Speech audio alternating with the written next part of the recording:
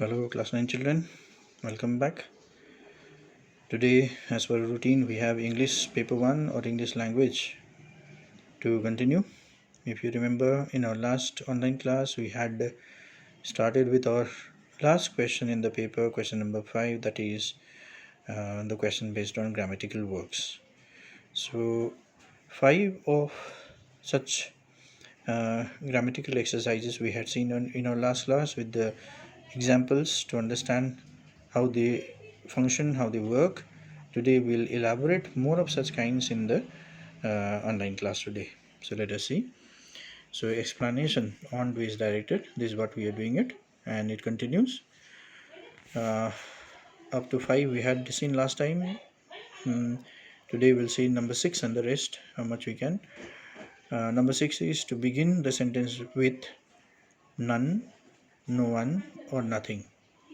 Right? So these three are the words that are normally seen to give a start in the sentence. Right? So how do they function is the work that we are given in this exercise. So see, let us take an example to understand. Only Priya's handwriting is the best. See here, only Priya's handwriting is the best. Right? Your question says within bracket, because you will get the question within bracket. What are we to do? What are we supposed to do? That will be asked inside the bracket. So the bracket question says begin none, or it can also be no one. Any one of the two will be given to give a start in the sentence. So if we take none to begin our sentence, let us find out the answer, how it works. None but Priya's handwriting is the best. Once again, none but Priya's handwriting is the best. And if we are given no one to begin, no one but Priya's handwriting is the best. No one but Priya's handwriting is the best. Right? So you saw the framing of the question. Right? With no one we are using but, with none we are using but. Right? So none but, no one but means only. So only is omitted in the answer. You see, only is not used. But if you are using none but only Priya's handwriting is the best, then your answer is wrong, because we are substituting the word only with none but or no one but. None but means only, no one but means only. That is why we are omitting the word only from the sentence. Right? So what is the formula did you learn? No one, none, no one, or nothing.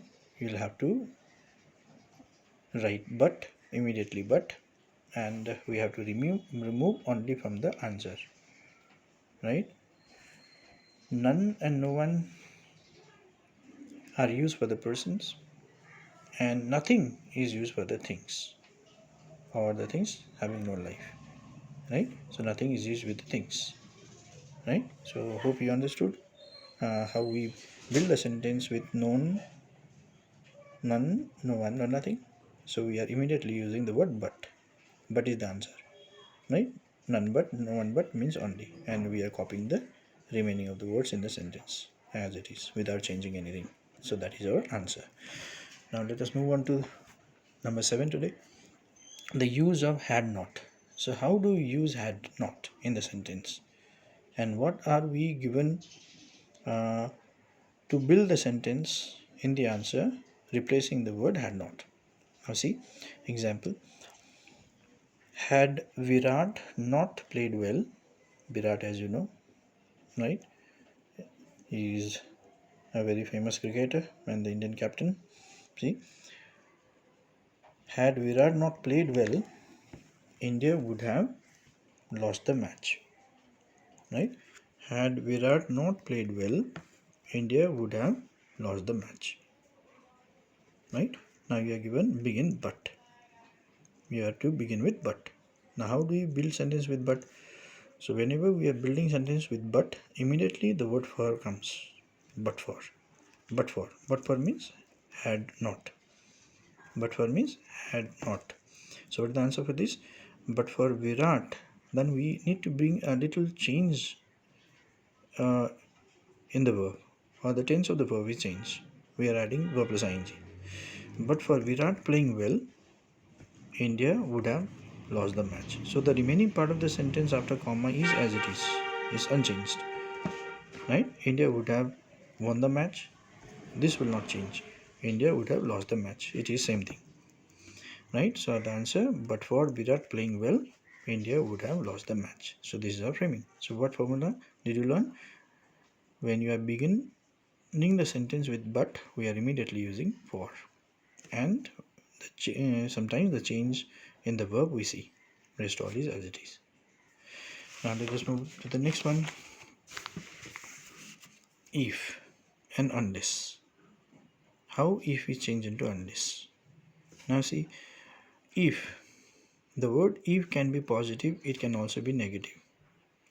The word if can be positive, it can also be negative. Right?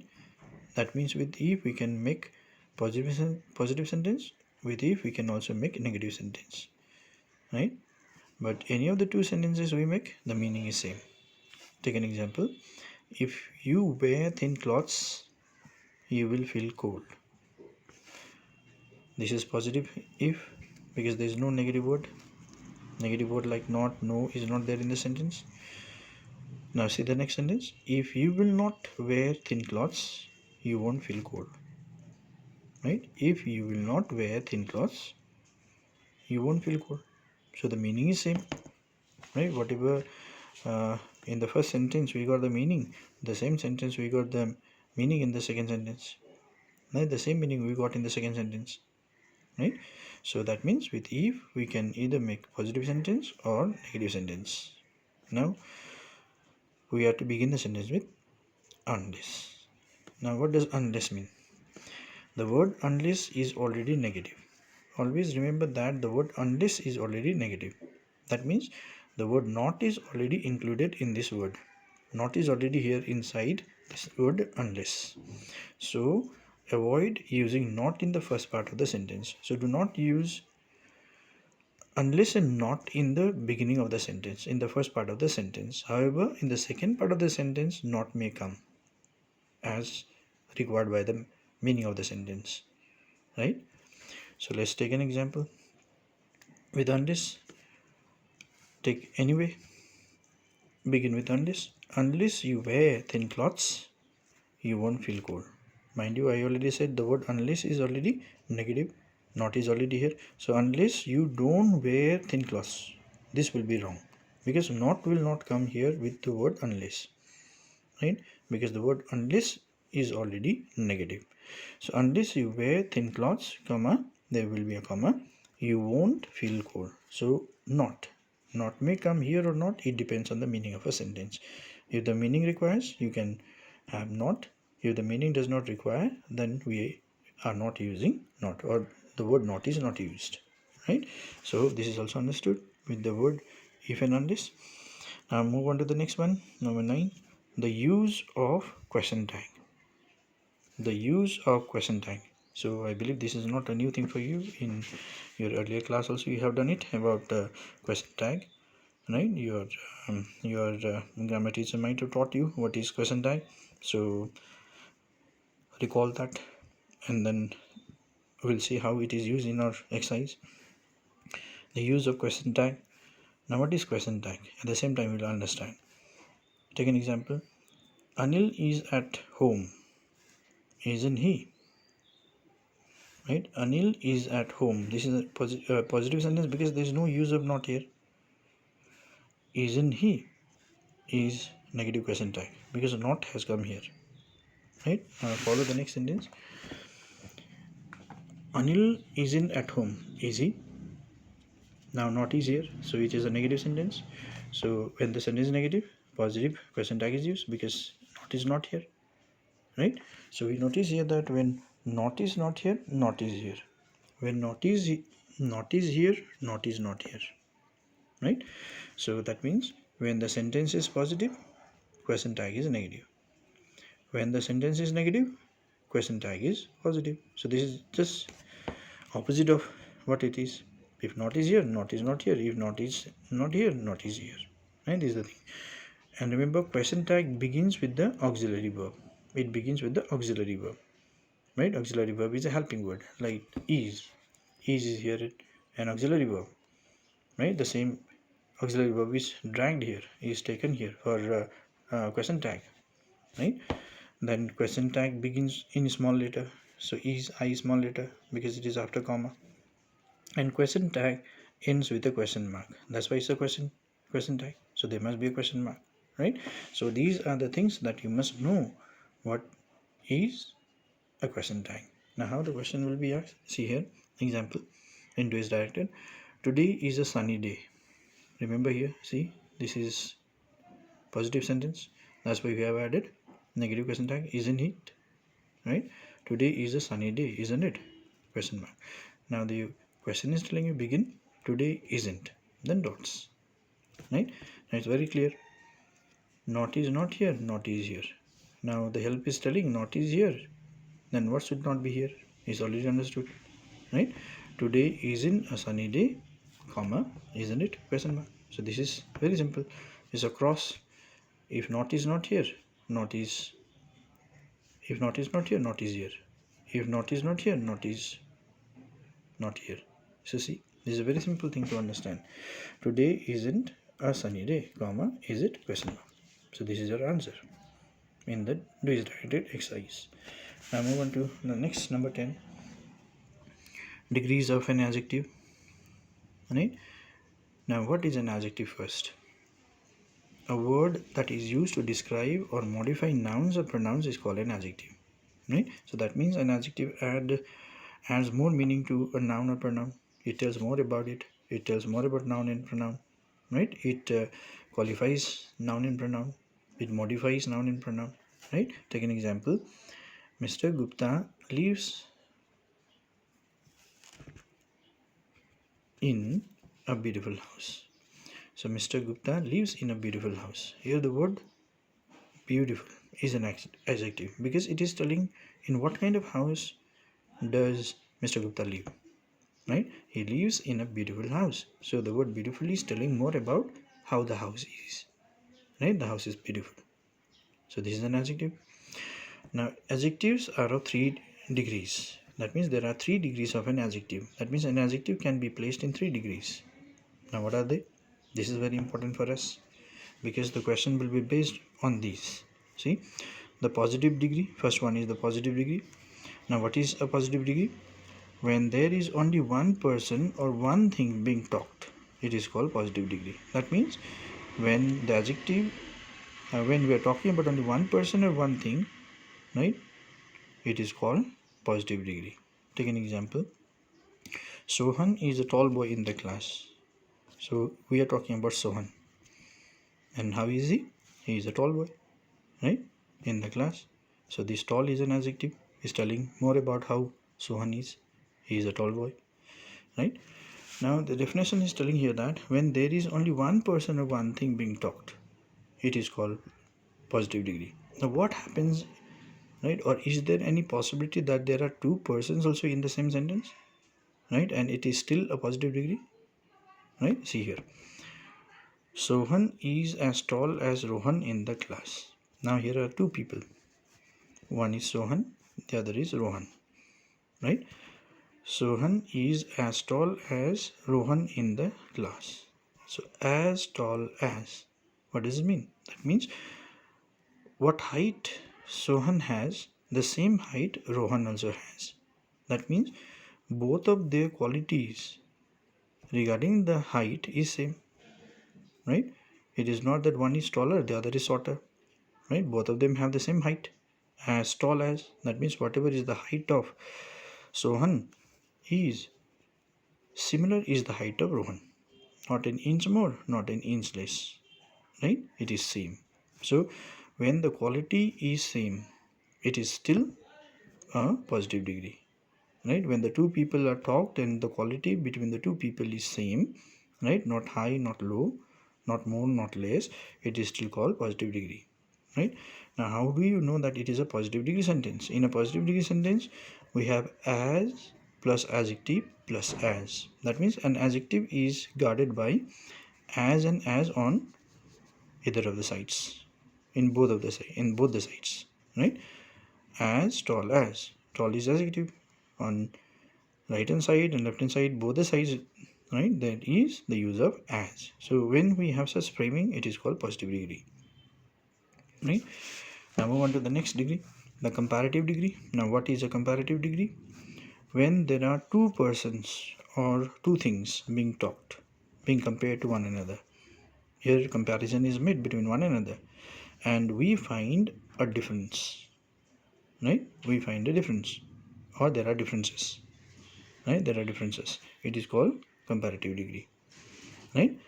So when there are two persons or two things being compared to one another and we find a difference or differences, it is called comparative degree, right? Take an example. Rahul is taller than Sohan in the class. Now you see, Rahul is taller than Sohan in the class. Now in this sentence, right, whose height is more? Rahul's height is more because he is taller than Sohan, right? Now in the previous example we said Sohan is as tall as Rohan. That means what is the height of Sohan is same the height Rohan has, right? So we can also write Rahul is taller than Rohan in the class because Sohan was equal to Rohan in the height in the earlier sentence. So now Rahul is superior, right? When we compare with these two, right? With these two boys, Sohan and Rohan. That means Rahul is taller than Sohan in the class. Rahul is taller than Rohan in the class. So how do you know that this is a comparative degree sentence? In a comparative degree sentence, we have adjective tall, er is added to make it taller, right? Plus there is the permanent use of the word than. Than must be used, right? Taller than, shorter than, fatter than. That's what we have already known. Now that framing tells us it is comparative degree. Now some of the adjectives are irregular adjectives, right? Take an example, powerful. So we don't use the word powerfuler. Beautiful, we don't say beautifuler, right? Delicious, we don't say delicious, right? So that is all irregular adjectives. So in such case, when er cannot be added to make it comparative, we add more before it. So we call it more powerful, more beautiful, and more delicious, right? And the word than is there. So when we see this framing, we call it comparative degree. And now we come to third degree, the superlative degree, right? Now what is the superlative degree? Superlative, that means super, beyond this there is nothing. Superlative degree, when one person or one thing is compared with the rest of its own kind or class, it is called superlative degree. Now when one person or one thing is compared, here also we are comparing, but there is only one, and that one thing or one person is compared with the rest, right, of his own kind. It should be of the same class, it should be of the same kind, right? Like pencil should be compared with all the pencils, pen should be compared with all the pens, book should be compared with all the books, right? That means it's of the same class, same kind, right? So when such comparison is made, right, that is called superlative degree. Now take an example. Suraj is the tallest boy in the class. Now when we compare with all the boys in the class, who is the tallest of all? Suraj. So beyond Suraj, there is no other boy who is taller than him, right? Taller than he is. So Suraj is the tallest boy in the class. So tallest is the superlative word. So how do you know this is superlative? In a superlative degree sentence, we have the article the before it. The tallest, the shortest, the smartest, the most beautiful, the most powerful, right? The most handsome. This is the framing. So superlative degree, the article is always there plus adjective plus est, tall, est.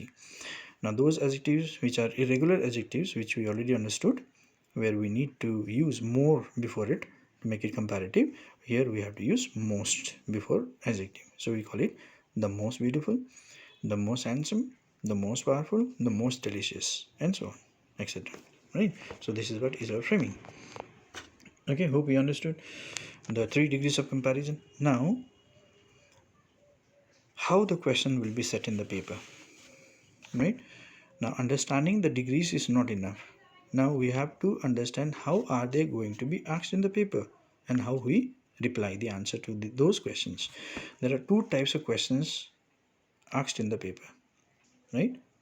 One is to begin with no other, and the other is to begin with very few, right? Two types of questions will be asked in this exercise, in this chapter, degrees of adjective. Now first you see example. Jupiter is the biggest planet in the solar system. See, Jupiter is the biggest planet in the solar system. What degree is this? The biggest. That means it is superlative degree. We have already understood, right? Now the question is telling you. Most of the time you'll get the superlative degree as question in the paper, because framing superlative degree is the easiest as compared to the other two, comparative and positive, right? So comparative and positive are the exercises we often get to answer. Now see, begin no other, or use big, or use bigger. So any of the three questions will be there in the paper. Begin no other, use big, or use bigger, right? Now see how the framing is. No other, begin no other planet in the solar system. So what is in the last will come front here. No other planet in the solar system is as big as Jupiter. No other, we have started. We have also used big, right? Be it this question or this question, answer is same. So no other planet in the solar system is as big as Jupiter. So what degree is this? This is positive degree, right? This is positive degree, because as big as adjective as, we have already understood, that is positive degree. Then see this, or no other planet in the solar system is bigger than Jupiter. You use bigger. So whenever you are told use bigger ER form, that is comparative degree, so we have to make comparative. No other planet in the solar system is bigger than Jupiter, right? So when we have started with no other, the subject becomes singular. No other planet, no other book, no other pen, no other watch. So plural will not be the framing, right? No other is singular. No other means singular. That's why we need to have singular subject, right? And adjective plus er plus then, right? This is what is the framing, right? So we understood the first kind of question in the exercise of degrees of an adjective. Now we move on to the second kind. We begin very few. Let's see here. You are asked any three questions, right? If no other is given, then the choice is yours. You can either make positive, you can also make comparative, right? But if you are said use big, then you are bound to make positive degree. Use bigger, then you are bound to make comparative degree. You will not have choice. But when you say begin no other, then you have a choice, because no other framing is same, right? So we get two possibilities to answer when it is said begin no other. But when it is directly said use bigger, then we are bound to make what is said, right? Now move on to the next one, beginning with very few. Example, a rainbow is one of the most beautiful sights, right? Remember here, one of the. Whenever there is one of the noun will always be plural. The noun will always be plural. Many of the English speakers do make mistake when we are using the word one. One of the boys, one of the girls, one of the teachers, one of the students, one of the books, right? This is the right framing, right? This is the right framing. Whenever there is the word one of the noun is always plural. Remember this. So a rainbow is one of the most beautiful sights. There are so many beautiful sights. Out of so many beautiful sights, we are taking a rainbow as one of it, right?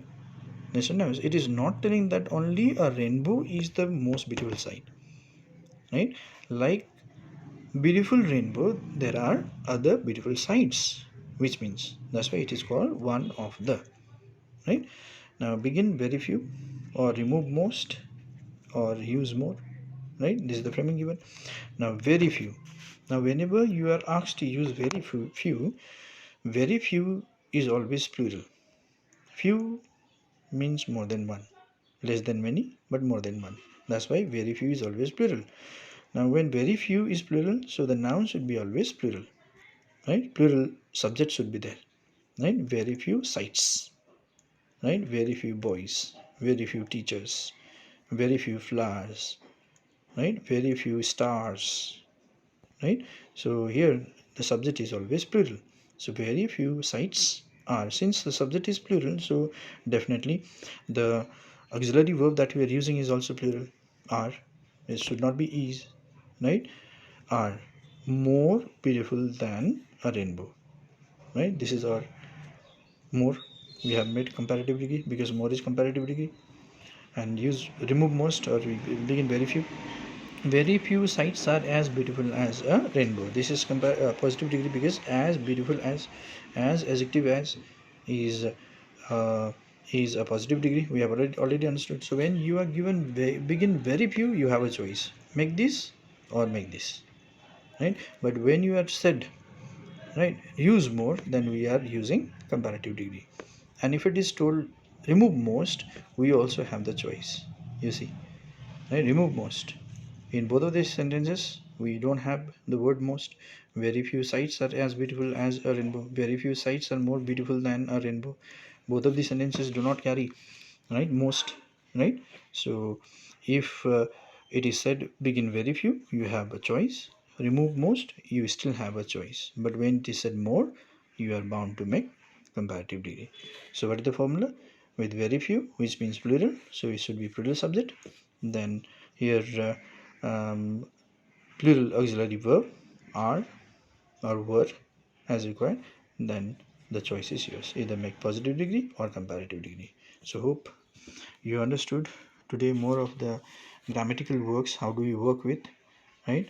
So whatever explained today in online class, I want you to write this in your exercise note, right? The previous also and this one also. Hope you have written the previous exercise already, and write these also, right? And after we have written all these exercises, then we'll take the exercises to work with, right? So keep in your practice, revise this, try to understand how the function is done, right?